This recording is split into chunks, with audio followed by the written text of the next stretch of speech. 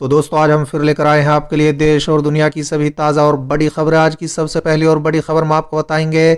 मनीष सिसोदिया बोले भाजपा कार्यालय में बंटते हैं कांग्रेस के टिकट, आम आदमी पार्टी दे सकती है टक्कर। वहीं अगली बड़ी खबर हम आपको बताएंगे। जयंत चौधरी का बीजेपी पर बड़ा हमला, बोले सड़कों पर बिछाई गई कीलें बीजेपी के राजनीतिक ताबूत की कीलें साबित होंगी। इसी के साथ अगली बड़ी खबर हम आपको बताएंगे। दिल्ली में बैरिकेडिंग पर प्रियंका गांधी का निशाना, पूछा क्यों डराते हो डर की दीवार से। इसी के साथ अगली बड़ी खबर में आपको बताएंगे। किसान आंदोलन में राकेश टिकैत ने हाथ जोड़कर जवानों से कहा, जय जवान जय किसान, बोले आप भी हमारे भाई। वहीं अगली बड़ी खबर में आपको बताएंगे। नीतीश कुमार उपेंद्र कुशवाहा की मुलाकात, क्या फिर होंगे साथ। इसी के साथ अगली बड़ी खबर में आपको बताएंगे। कासगंज में महापंचायत, किसानों ने भरी हुंकार, कृषि कानून के विरोध में किया बड़ा ऐलान। इसी के साथ अगली बड़ी खबर में आपको बताएंगे। आरएलडी नेता का सीएम योगी पर कटाक्ष, बोले योगी जी माथे पर छपवा लो धारा 144, हम तो फिर भी ना रुकेंगे। इसी के साथ अगली बड़ी खबर में आपको बताएंगे। आरजेडी विधायक चेतन आनंद बोले लाल किले पर हुई घटना केंद्र सरकार की थी साजिश। वहीं अगली बड़ी खबर में आपको बताएंगे। ममता बनर्जी से आरजेडी ने मांगा बंगाल की 6 सीटें, नाराज विधायकों पर जेडीयू की निगाह है। इसी के साथ अगली बड़ी खबर में आपको बताएंगे। तेजस्वी और चिराग पासवान ने कर लिया है गठबंधन, मांझी बोले खुलकर आए सामने। इसी के साथ अगली बड़ी खबर में आपको बताएंगे। पेट्रोल डीजल और गैस के बढ़ते दामों को लेकर राहुल गांधी का बीजेपी पर हमला, कहा मोदी सरकार ने बिगाड़ा देश और घर का बजट। इसी के साथ अगली बड़ी खबर में आपको बताएंगे। चक्का जाम में सड़कों पर बैठे प्रदर्शनकारी, राहुल गांधी ने कहा देश हित में किसानों का सत्याग्रह। वहीं अगली बड़ी खबर में आपको बताएंगे। चक्का जाम के बाद टिकैत का मोदी सरकार को अल्टीमेट। इसी के साथ अगली बड़ी खबर में आपको बताएंगे। किसान आंदोलन में एक और देश में चक्का जाम, दूसरी ओर यूपी गेट पर राकेश टिकैत ने बोया आलू और गन्ना। वहीं अगली बड़ी खबर में आपको बताएंगे। आंदोलन ने उत्तर प्रदेश में बढ़ाई भाजपा की टेंशन, बताएंगे कैसे हो सकता है बड़ा नुकसान। तो चलिए देख लेते हैं आज की पहली बड़ी खबर। मनीष सिसोदिया बोले भाजपा कार्यालय में बंटते हैं कांग्रेस के टिकट, आम आदमी पार्टी दे सकती है टक्कर।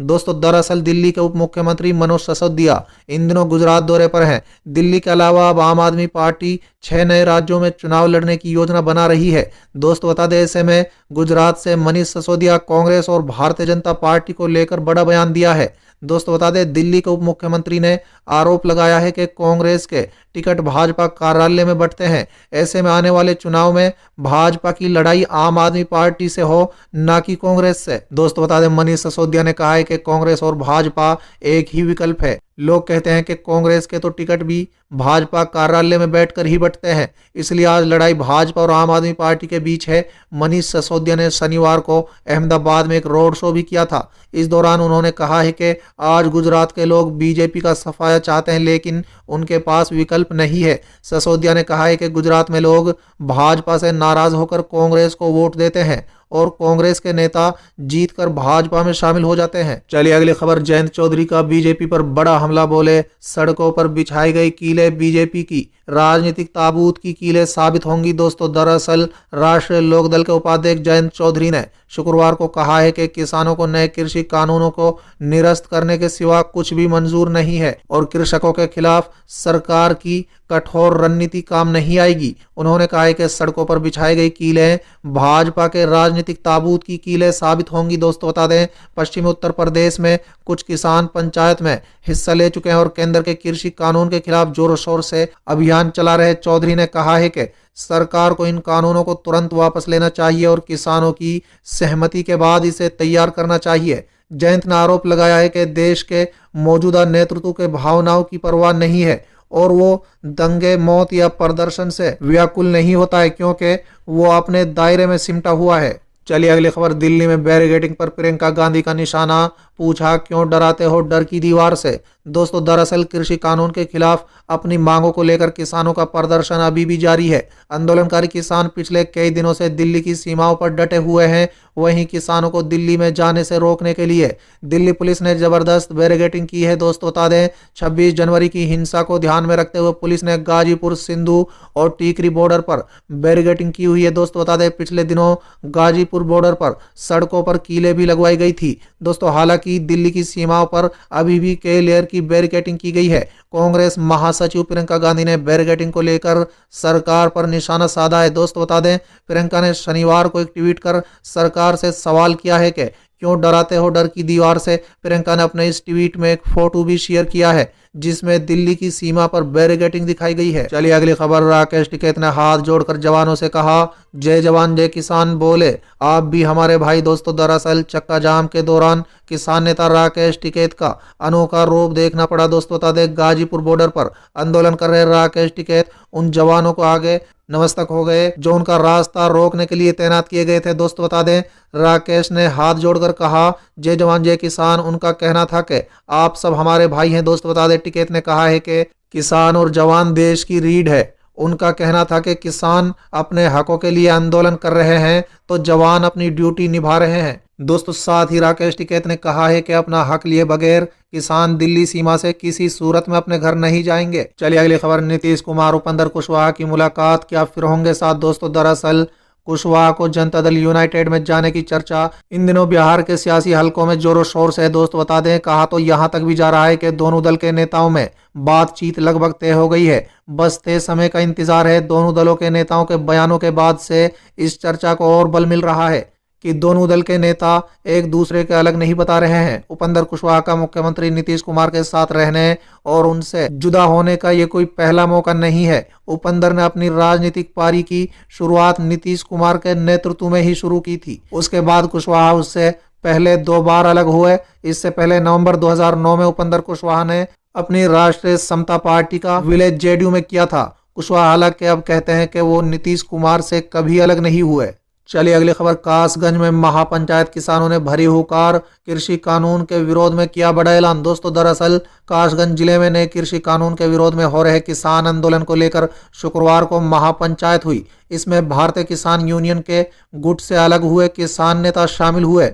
महापंचायत में प्रदेश के कई जिलों से आए किसानों ने हिस्सा लिया। दोस्तों बता दें, 4 घंटे तक चली महापंचायत में भारतीय किसान अधिकार संघर्ष समिति के गठन का निर्णय लिया गया है। किसानों ने अल्टीमेट दिया है कि 15 फरवरी तक कृषि कानून वापस नहीं लिए तो 17 फरवरी को दिल्ली का चिल्ला बॉर्डर घेरा जाएगा। चलिए अगली खबर। आरएलडी नेता का सीएम योगी पर कटाक्ष, बोले योगी जी माथे पर छपवा ले धारा 144, हम तो फिर भी नहीं रुकेंगे। दोस्तों दरअसल उत्तर प्रदेश के शामली में रलेद द्वारा किसान महापंचायत का आयोजन किया गया। महापंचायत में रलेद उपाध्यक्ष जयंत चौधरी भाजपा सरकार पर हमलावर नजर आए। दोस्तों बता दें, उन्होंने कहा है कि महापंचायत के लिए इजाजत नहीं दी गई थी और धारा 144 लगा दी गई थी। इस पर जयंत चौधरी बोले कि योगी जी आप अपने माथे पर धारा 144 छपवा लो, हम तो फिर भी नहीं रुकेंगे। जयंत ने कहा है कि अब हालात ऐसे हो गए हैं कि भाजपाइयों को तो दूसरा ही झंडा थामना पड़ेगा। चलिए अगली खबर। आरजेडी विधायक चेतन आनंद बोले लाल किले पर हुई घटना में केंद्र सरकार की थी साजिश।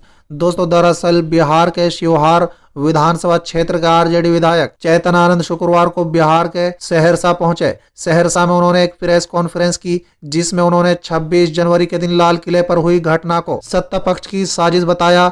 चेतन आनंद ने कहा है कि जब भी कोई आंदोलन होता है तो उसको दबाने के लिए सरकार कोई ना कोई नया प्लान करती है। चलिए अगली खबर। ममता बनर्जी से आरजेडी ने मांगी बंगाल की 6 सीटें, नाराज विधायकों पर जेडीयू की निगाहें। दोस्तों दरअसल पश्चिम बंगाल के विधानसभा चुनाव में बिहार के 2 क्षेत्र दल अपने लिए संभावनाएं तलाश रहे हैं। रजत और जेडीयू ने तैयारी कर रखी है। दोस्तों बता दें, तृणमूल कांग्रेस से रजत के 6 सीटें चाहिए जबकि जेडीयू की तैयारी कम से कम 40 सीटों पर लड़ने की है। दोस्तों बता दें, उसकी नजर विभिन्न दलों के ऐसे विधायकों पर है जो अपने दल से असंतुष्ट चल रहे हैं और टिकट से बेदखल हो सकते हैं। दोस्तों बता दें, रजत के लिए माहौल परखने और तृणमूल से गठबंधन की बात करने के लिए नेता प्रतिपक्ष तेजस्वी यादव ने रजत के राष्ट्र प्रधान महासचिव अब्दुल बारी सिद्दीकी और श्याम रजक को कोलकाता भेजा था, जहां दोनों ने पहले अपने दल के कार्यकर्ताओं से परामर्श किया, फिर अपनी भावनाओं से तृणमूल को आगाह कराया। चलिए अगली खबर। पेट्रोल डीजल और गैस के बढ़ते दामों को लेकर राहुल गांधी हमलावर, कहा मोदी सरकार ने बिगाड़ा देश और घर का बजट। दोस्तों दरअसल देश में तेल की कीमतें कम होने का नाम नहीं ले रही हैं।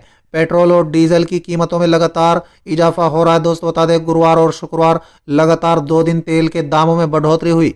तेल के अलावा एलपीजी सिलेंडर की कीमतों में भी इजाफा हुआ। दोस्तों बता दें, सरकार ने सिलेंडर के दाम में 25 रुपए का इजाफा किया है। पेट्रोल, डीजल और गैस के बढ़ते दामों को लेकर विपक्षी दल मोदी सरकार पर हमलावर हैं। कांग्रेस नेता राहुल गांधी ने भी शनिवार को ट्वीट कर सरकार पर हमला बोला है। दोस्तों बता दें, राहुल गांधी ने एक ट्वीट के जरिए सरकार पर तंज कसा है। राहुल गांधी ने कहा है कि मोदी सरकार ने देश और घर दोनों का बजट बिगाड़ दिया है। चलिए अगली खबर, चक्का जाम में सड़कों पर बैठे प्रदर्शनकारी। राहुल गांधी ने कहा देश हित में किसानों का सत्याग्रह। दोस्तों दरअसल किसान यूनियनों द्वारा शनिवार को देशव्यापी चक्का जाम किया गया। इस दौरान पंजाब और हरियाणा में नए केंद्र कृषि कानूनों और अन्य मुद्दों को लेकर किसानों ने सड़कों को जाम किया। कांग्रेस के पूर्व अध्यक्ष राहुल गांधी ने किसान संगठनों की ओर से इस चक्के जाम के समर्थन करते हुए शनिवार को कहा है कि अन्नदाताओं का सत्याग्रह देश हित में है और तीनों कृषि कानून राष्ट्र के लिए घातक हैं। उन्होंने ट्वीट किया है कि अन्नदाता का शांतिपूर्ण सत्याग्रह देश हित में है। ये तीनों कानून सिर्फ किसान मजदूर के लिए ही नहीं, जनता और देश के लिए भी घातक हैं। चलिए अगली खबर, चक्का जाम के बाद टिकैत का मोदी सरकार को अल्टीमेट। दोस्तों दरअसल कृषि कानून के खिलाफ पिछले 2 महीने से भी ज्यादा समय से किसानों का प्रदर्शन जारी है। शनिवार को दोपहर 12 बजे से 3 बजे तक देश भर में चक्का जाम किया गया।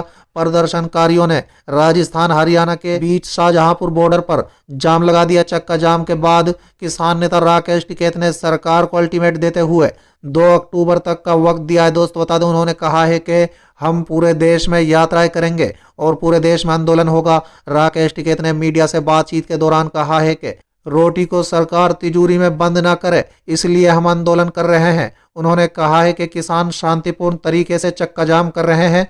इसके साथ ही उन्होंने कहा है कि आंदोलनकारी किसान प्रधानमंत्री नरेंद्र मोदी से बातचीत को तैयार हैं। दोस्तों उन्होंने कहा है कि वो पीएम मोदी के नियुक्ति का इंतजार कर रहे हैं। मोदी ने पिछले दिनों सर्वदलीय बैठक में कहा था कि उनकी सरकार किसानों से बातचीत से बस एक फोन कॉल दूर है। पीएम ने कहा था कि कृषि मंत्री नरेंद्र सिंह तोमर को किसान नेता जब चाहें तब फोन कर लें और बातचीत शुरू कर दें। इस पर राकेश टिकैत ने कहा है कि पीएम मोदी अपना नंबर उन्हें दे दे ताकि वो फोन कर सके। दोस्तों बता दें, टिकैत दिल्ली और उत्तर प्रदेश के बीच गाजीपुर बॉर्डर पर किसानों के आंदोलन का नेतृत्व कर रहे हैं। चलिए अगली खबर, एक और देश में चक्का जाम तो दूसरी ओर यूपी गेट पर राकेश टिकैत ने बोया आलू और गन्ना। दोस्तों दरअसल भाकियों के राष्ट्र प्रवक्ता राकेश टिकैत ने कहा है कि आज चक्का जाम हर जगह शांतिपूर्ण ढंग से किया जा रहा है। दोस्तों बता दें, दिल्ली पुलिस द्वारा लगाई गई कीले वाले स्थान पर शुक्रवार को आंदोलनकारी किसानों ने मिट्टी डालकर फूल लगाए थे। शनिवार को दिल्ली पुलिस ने उस स्थान को अपने कब्जे में लेकर बैरिकेडिंग कर दी थी।